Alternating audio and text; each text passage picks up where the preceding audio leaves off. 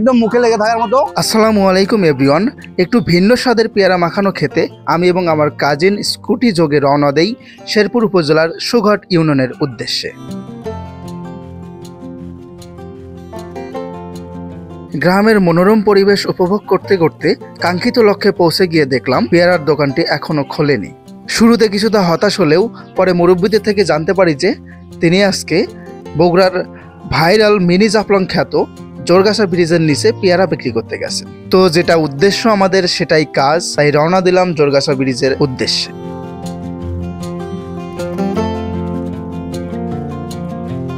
অবশেষে সেখানে সেই স্পেশাল পেয়ারাওয়ালার দেখা পেয়ে যাই। আমার নাম শরীফুল ইসলাম, দোকান সুঘট বাজার, ইউনিয়ন পরিষদের সামনে।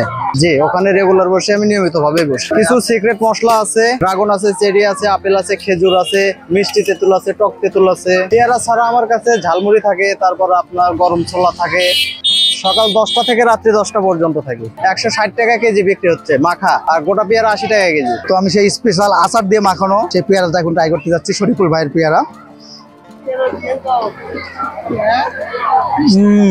অবশ্যই স্পেশাল, মুখে লেগে থাকার মতো। আমাদের শেরপুর উপজেলার সুঘট ইউনিয়ন পরিষদের সামনেই বসেন। তো আজকে এই জোরগাছা ব্রিজটা এটা পপুলার হওয়ার কারণে তিনি এখানে আসছেন, এখানে অনেক লোকের ভিড়।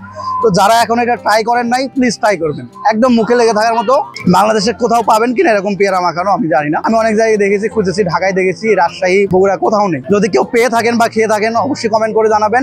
আর কেউ যদি আসতে চান তবে চলে আসবেন। এই ঈদের পরবর্তী কয়েকটা দিন তিনি এই জোরগাছা ব্রিজের নিচে থাকবেন। এটা হচ্ছে মির্জাপুর থেকে 4-5 কিলো দূরে হবে আমাদের শেরপুর উপজেলায়। তো অবশ্যই ট্রাই করে যাবেন। তিনি ব্রিজের নিচেই বসছেন, তিনি মাখানো পেয়ারা বিক্রি করতেছেন 160 টাকা কেজি। আপনি আপনার পছন্দ মতো পেয়ারা দেখে নিয়ে তাকে দিবেন, তিনি কেটে আপনাকে সুন্দর করে মাখিয়ে দিবেন।